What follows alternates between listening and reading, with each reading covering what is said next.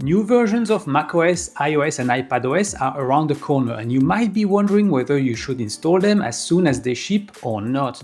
Today's your lucky day, as this is a rebroadcast of episode 45, which covered the 3 kinds of operating system updates on Apple Gear. Stick around till the end, as I will talk about the contest that is taking place during the month of August.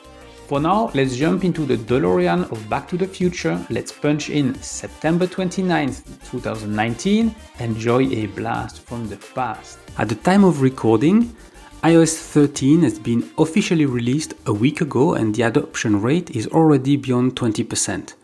What is new this year is that the iPad got a dedicated operating system called iPadOS, which shipped on September 24, that is 5 days after the iPhone got the latest version. So on the Mac side, macOS 10.15 Catalina is still being developed and Apple has yet to announce the official release date. If all goes as planned, it should happen before the end of October, because I suspect Apple would like to be ready for the official launch of the new Apple TV Plus subscription service on November 1st, 2019. The main goal of today's episode is to help you decide whether or not you should update your Apple Gear to the latest and greatest version of the operating system, and if so, when. To do that, I've split the episode in 3 parts. First, I'll explore the 3 different kinds of operating system updates that Apple provides. Second, I'll talk specifically about the iPhone. And third, I'll talk about the Mac. So let's start with the different kinds of operating system updates. So there are major updates, minor updates, and security updates. Okay, so major updates occur once a year, and what's happening is the main number is changing. So an example, this year we're going from iOS 12 to iOS 13. The advantages of major updates is that it's bringing many new features for the end user, and it's also bringing architectural improvements, so under the hood improvements for Apple itself and for developers, which usually translates into app running faster, better battery life. So a lot of tweaks that makes actually the Mac or the iPhone, iPad run better and faster. Now, there are always risks and issues with a major update, especially around the time that is released. So when it's released, it's usually very buggy. I remember it was when iOS 10 was released, some iPads were actually bricked, so you had to restore them to factory settings if you wanted to be able to reuse them. And if I recall correctly, with the High Sierra update, at the very beginning, there was an issue with Preview, which was stripping out all the OCR portion of PDFs. After opening it with Preview, the OCR portion was gone. And when we say bugs can be like what I just explained, but they can also bring security vulnerabilities. When iOS 13.0 was released, there was a lock screen bypass, meaning that it was possible to actually exfiltrate and access the contacts database inside the phone without needing to know the iPhone passcode.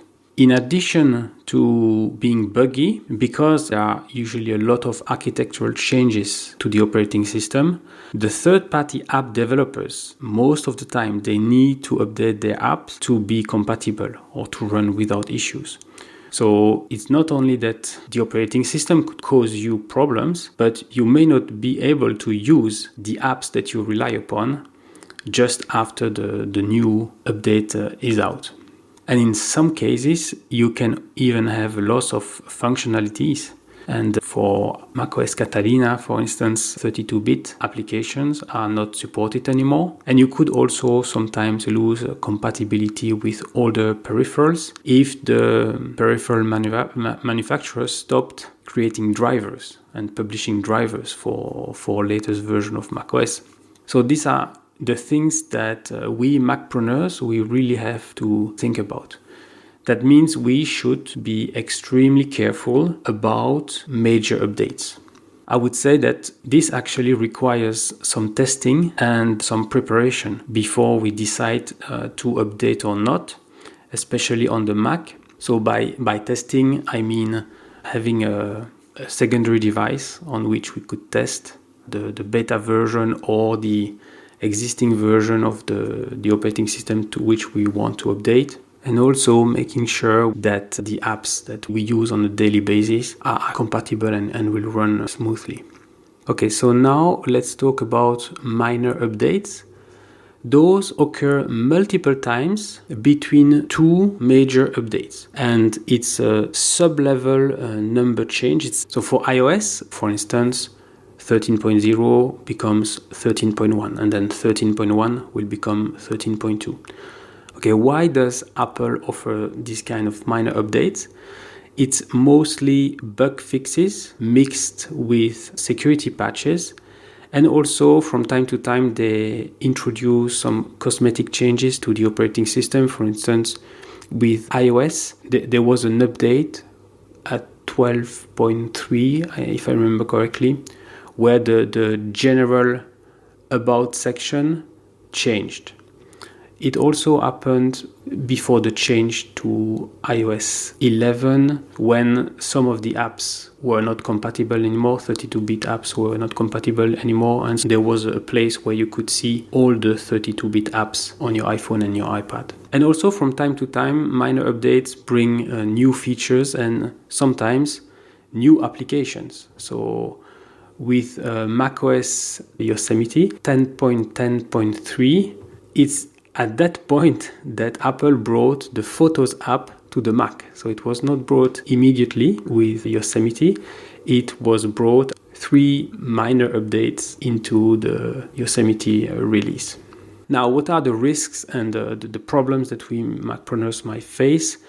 There are less bugs than with major update, but it's still possible, especially when they change something, like they add a new application or they change something to the underlying part of the operating system.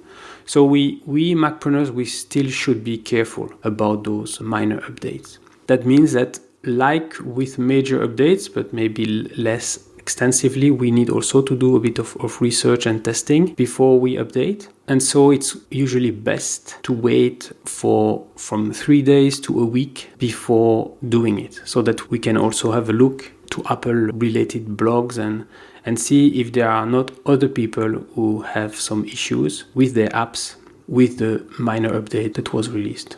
And so the last kind of operating system update that Apple offers are security updates. What are the risks for us Macpreneurs? Usually very little.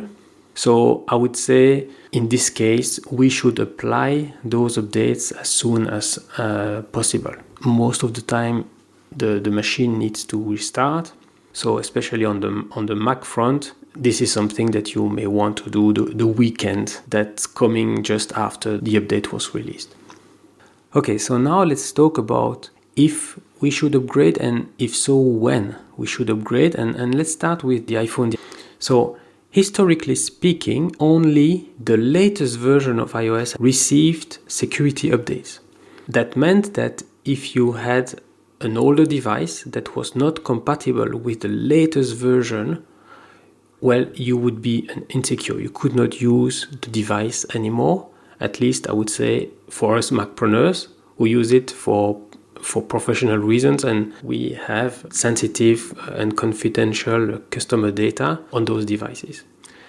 Now, it's not true anymore, because even though iOS 13 is out, Apple has just released iOS 12.4.2 to address some security vulnerabilities that were occurring on iOS 12.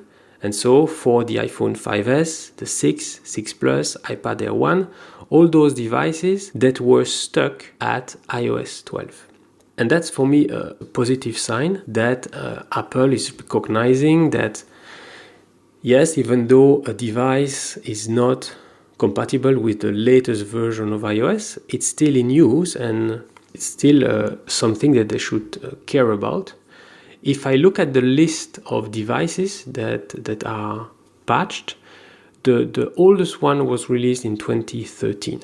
So 6 years ago. I think it's good that Apple is making the effort. I'm really happy to see that Apple now is also providing security fixes for all the devices that are not compatible with the latest version of iOS. Now, if we talk about minor updates and security updates on the iOS side, I would say that we should turn on automatic updates for those so that at least we are aware of them. So they are downloaded automatically and we get a notification. Please know that it will not apply the update and restart totally autonomously. You will need to enter, it will ask you actually to enter the device passcode when a restart is needed. So I would say on the iOS platform, it's best to have the automatic update. Okay, so now let's talk about the Mac. And since Apple supports the last 3 versions of macOS for security updates, for me there is no rush to update to the latest one, especially with all the risk of bug issues and security issues. So my advice for Macpreneurs is to stay one version behind the latest one if it's possible. That means waiting for a year before doing an upgrade. So what are the advantages of doing this? Is that usually you will encounter less bugs and less security risks. And you won't need to perform any minor updates, because when you do the major update, you already and directly go to the very latest version of the operating system. So let's say you're on High Sierra right now, and whenever Catalina will be out, you will upgrade to Mojave. Then you will upgrade immediately to 10.14.6. So you won't have 6 minor updates to do during the year. So this is an advantage. The only thing that will happen for a year will be security updates. So overall, I think the biggest advantage in if you think about not having bugs, not having downtime, it will save quite a lot of time by doing this.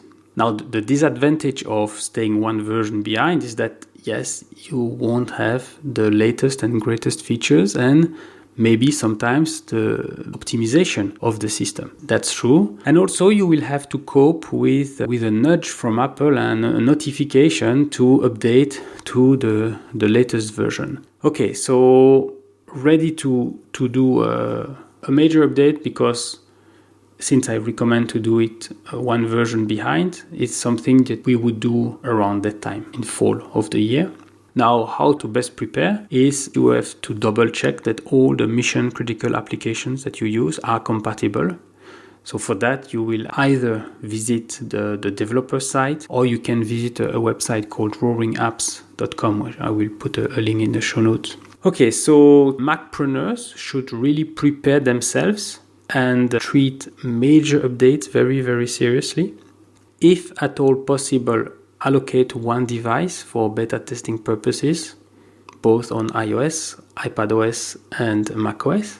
And then regarding which version to use or when to update, my advice is a bit different between iOS and macOS. So on iOS, I recommend to wait at least until the first minor or security update. But ultimately, if your device is compatible, you will need to do it. And even if you have an older device that is stuck one version behind the latest one, it looks like you can still keep using it. On macOS, my recommendation is to stay at least one version behind the latest one on your main production machine. And you could upgrade every year by staying one version behind, or you could decide to stay 2 versions behind and upgrade every 2 years, and so do a 2 versions jump rather than 1 version jump every year. Before concluding this episode, there's one more thing I'd like to mention. If you're listening to this in August 2024, you'll have the chance to win a 1-hour Mac coaching call with me worth $200. To participate in the prize draw, it's very simple. Rate and review Macpreneur in Apple Podcasts by visiting macpreneur.com/review. This will direct you to the show page. Scroll down to the bottom where you will be able to rate and review the show. Take a screenshot and send it to me by email. The address is damien@macpreneur.com. You have until August 31st, 2024 at midnight Pacific time. Beginning of September, I will randomly select one of you and announce the winner. Once again, visit macpreneur.com/review. In the next episode, I will rebroadcast episode 46, which will help you safely perform a major operating system update on your Apple Gear. So make sure to subscribe or follow this podcast to get it automatically next week. And until next time, I'm Damien Schreurs, wishing you a great day. Thank you for watching the Macpreneur podcast. If you've enjoyed the show, please leave a comment and share it with a friend right now.